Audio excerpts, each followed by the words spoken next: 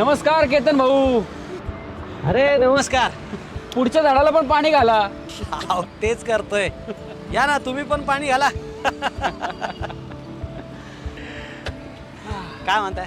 काही नाही, सकाळ सकाळ सायकल चालून मस्त पर्यावरणाचा आनंद घेतोय. वाह. त्यातून ही झाडी आणि हिरवळ बघितली ना की मन कसं प्रसन्न होतं.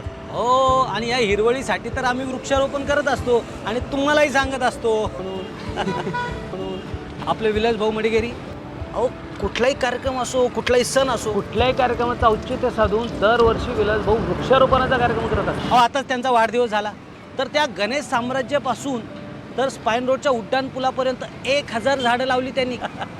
आणि ते कायम म्हणतात की आपल्या पुढच्या पिढीसाठी कुठली संपत्ती आपण ठेवून जाणार आहोत तर ही झाडांची. आणि खरं हो त्यांचं. अहो झाडांमुळे आपलं आरोग्य चांगलं राहतं.